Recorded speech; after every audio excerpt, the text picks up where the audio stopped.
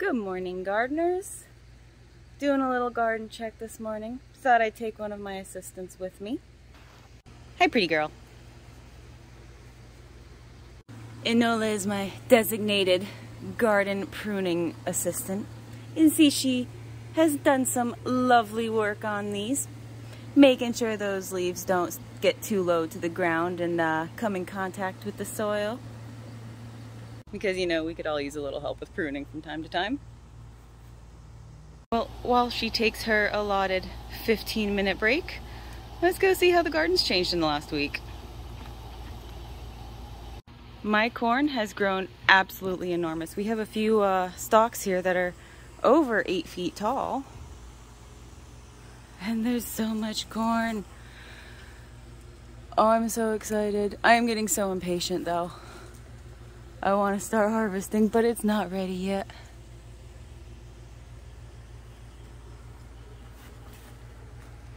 You could say my ridge gourd grew a little bit. For those of you unaware, that is a family of the loofah and will create a sponge just like the loofah, but a little bit finer. Now I did have a vine die off on me. I only have one ridge gourd and it branched off right there. And I'm not seeing any major damage, but the whole vine died off. And unfortunately, that small section of vine did have a ridge gourd on it. So I'm not quite sure if that's going to completely die off or recover. It's not looking great though. Are you the branch manager now, pup? Okay, enjoy. My sweet potato is growing very well. I was a little curious yesterday and brushed some of the mulch back. And I actually have sweet potatoes starting. It's still really early, so they're going to need a lot more time to mature. But you never know with root crops, so it's really nice to see that there's actually something under there. And on that note, I decided to check my little red potatoes. See what was going on under the soil here.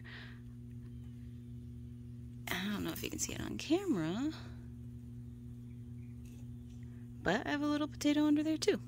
These were just from a random sprouted potato I found in my pantry.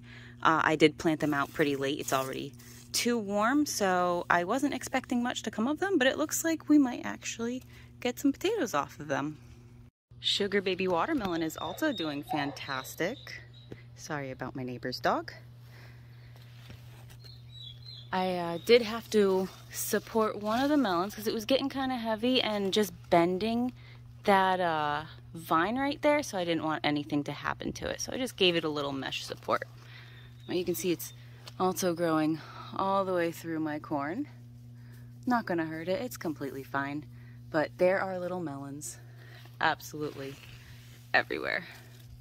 So this year I might actually get a successful melon and corn harvest, and I am so happy because I certainly didn't get either last year. The loofah's doing fantastic. Hopefully it doesn't invade my neighbor's yard. But I've got loofah popping up everywhere. That was super small last week, so it's probably tripled in size since the last garden update video I made. I do have quite a few of them.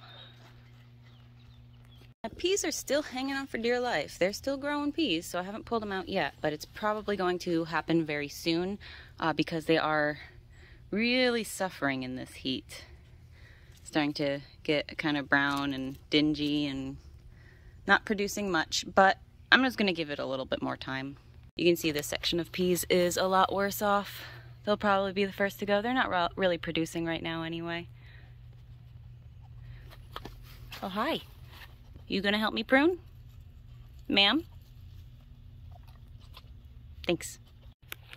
Green bean arch in all its glory is absolutely riddled with Japanese beetle damage. They have completely skeletonized a good top half of this. Oh God, one just flew into me. You know, they don't stick around forever, but when they do, they really do a number on things. I haven't really found a great way to deal with them. I do shake this off from time to time, and it's just an absolute swarm.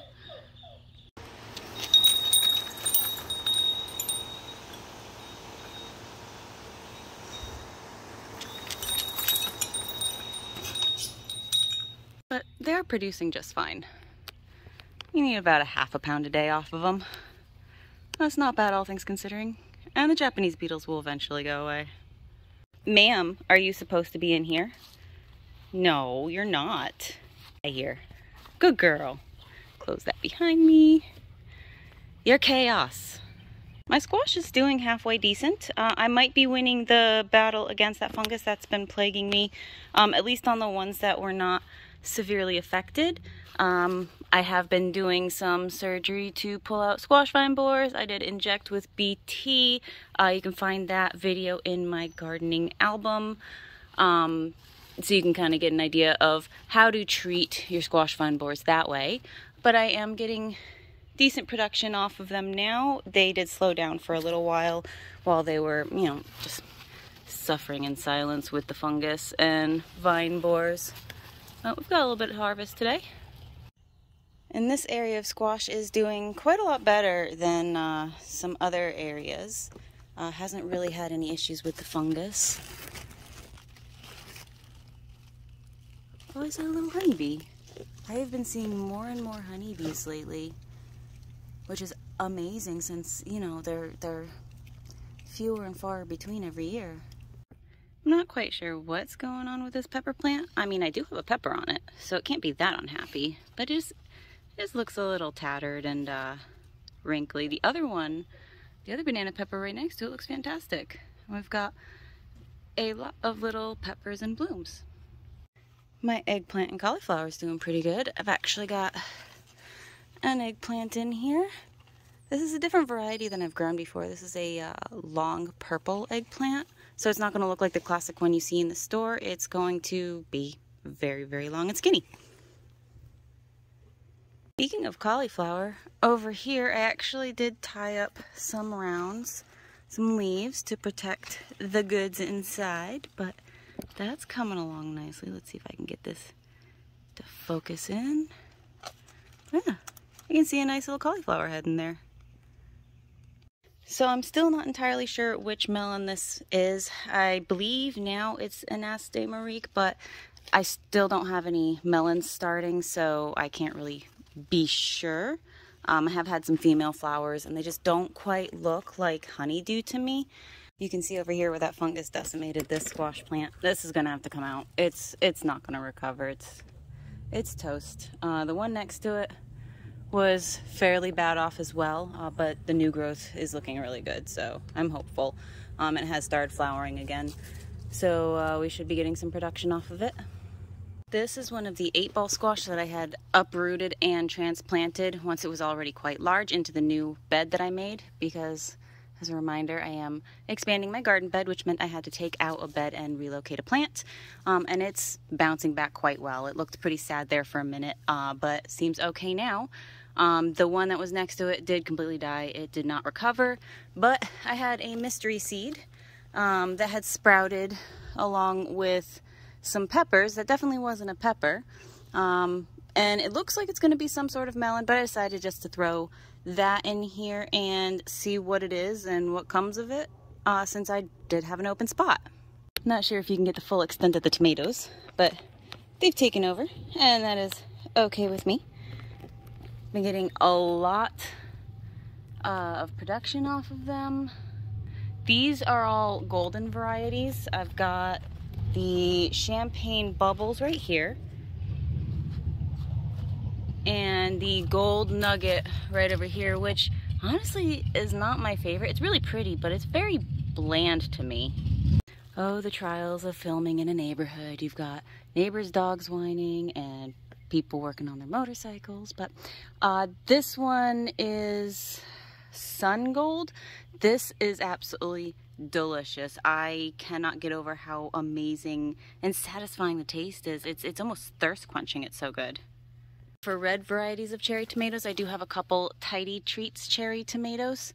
They're a little bit behind because they were planted later, but they're starting to flower. And these are determinate varieties, so they're not going to get very big regardless. Not a bad little harvest this morning. Such pretty colors. Now last week I did notice spider mites on my papaya tree. As I had mentioned in the last garden update video, I have since treated with spinosad and it seems to have halted any further yellowing, which is really good. And you can see that bud that I was talking about last week right there. It's still hanging on, so maybe I resolved my spider mite issue. They're casualty of the Japanese beetles. As soon as something blooms that you actually want to see the flowers, they get eaten, like my plumera. Oh, would you look at that? My maypop is blooming. God, they're the prettiest, most delicate looking flowers, and they smell divine.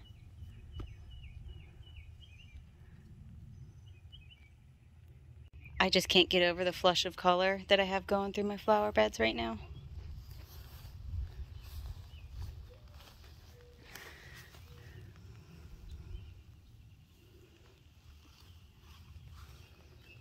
And the Arizona red shades.